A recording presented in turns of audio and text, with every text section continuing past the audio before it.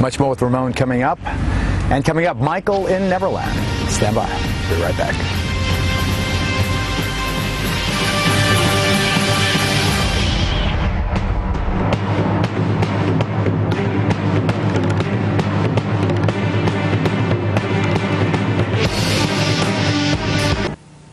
On stage since the age of 5, a worldwide star since the age of 12, Michael Jackson has enjoyed one of the most remarkable careers in show business. In commercial terms, right up there with Sinatra, Presley, and the Beatles. His album, Thriller, the winner of 7 Grammy Awards, was still selling 1 million copies a year 15 years after its release. But at the very peak of his career, Michael's legal problems have too often driven him into seclusion, a physical isolation, usually here at Neverland, that, if anything, has made him more vulnerable to attacks. He's offered us a tour of his house. For all its grandeur, as you'll see, Neverland is, in its way, a modest place, a place that celebrates children.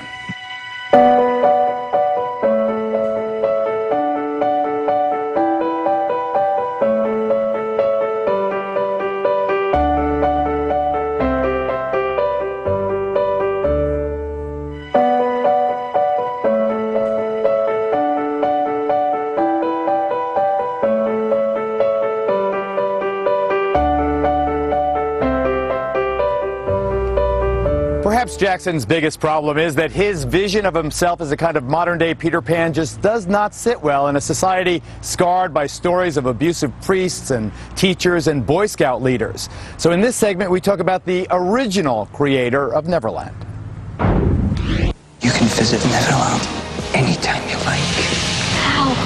Just believe. Did you ever see the movie Finding Neverland or read about James Barrie, the man who wrote Peter Pan? I know a lot about Mr. Barrie. I shouldn't say a lot, but I've always appreciated Mr. Barrie's work, and I've been a fan of Mr. Barrie for many, many, many years.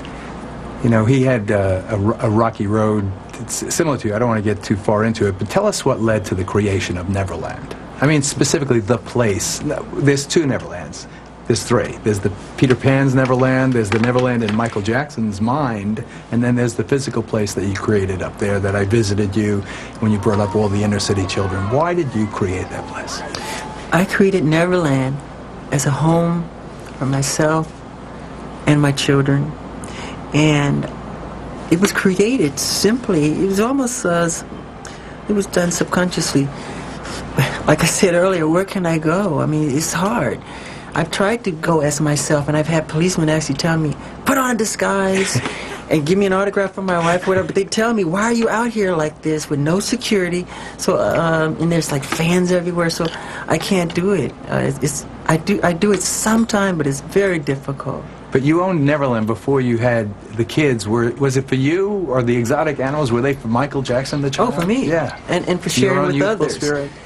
For me and sharing with others, because it gave me a chance to do the things I never got to do when I was little. We couldn't go to the movie theaters. We couldn't go to Disneyland. We couldn't do all those fun things. We were on tour. We were working hard, you know, and we enjoyed it. We did enjoy it, but this allowed me to have a place behind the gates where the entire world, everything that I love is there, you know. You create, like Barrie, this imaginary or imaginative world. Do you ever outgrow something like that, Michael? Do you ever, you know, think, oh, this is silly to have the llamas and the little choo-choo train and the ride? It's calling God silly if you do that. Tell me. Because God made all things great and small. So that would be wrong. When other men have their Ferraris or they have their little, if it's an airplane or a helicopter or whatever they find, wherever they find their bliss. And my bliss is in giving and sharing and having simple, innocent fun. Your homes, I mean, for all the grandeur of Neverland, your home is quite modest. And your personal style, I don't see any bling, for instance. There you go. How come? How come you have a big diamond thing that says Michael? Because I'm modest in that way. And if I had it on, I would probably give it away from the first kid who would walk up to me and say, wow, I like your necklace here. You can have it.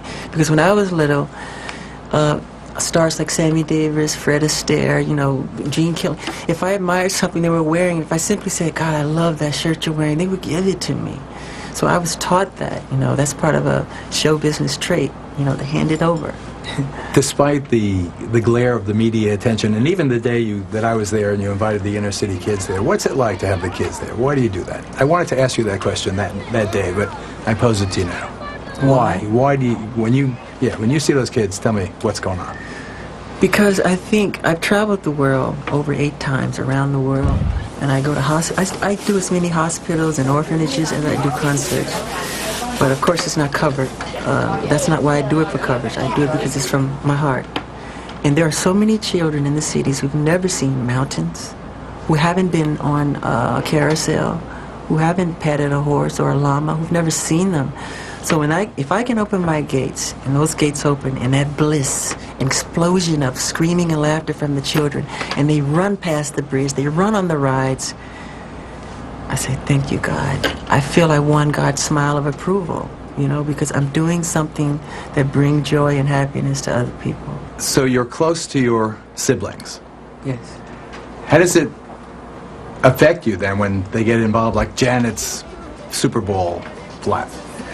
Oh, I can't speak for my sister, but... Just tell me how you responded as a brother and as a viewer. With love. Actually, I was looking right at it, and I didn't see it.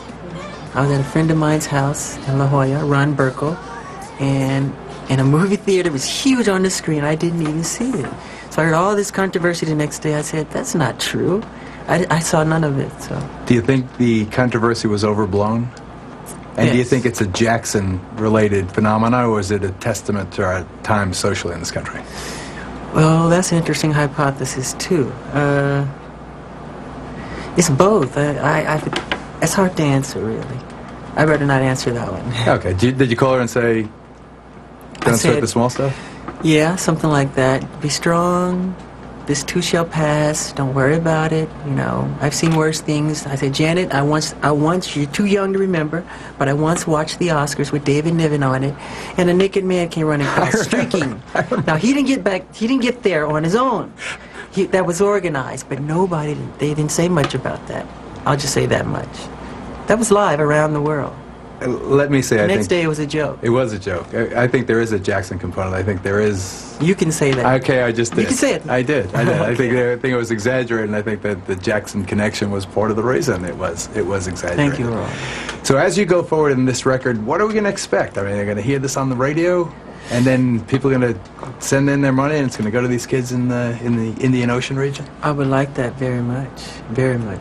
Now tell me how that act of largesse, that compassion, will make you feel. How do you, sometimes I think I feel better giving than receiving. I think it really is true. It is true. In my life. Of But course it's explain true. the mechanics of that in your own life. It's just the idea. I don't know if it's the psychology of it or what. I just love working hard on something, putting it together, sweating over it, and then sharing it with people and having them love it. And I always pray that they like it. And that's what gives me great satisfaction as an artist.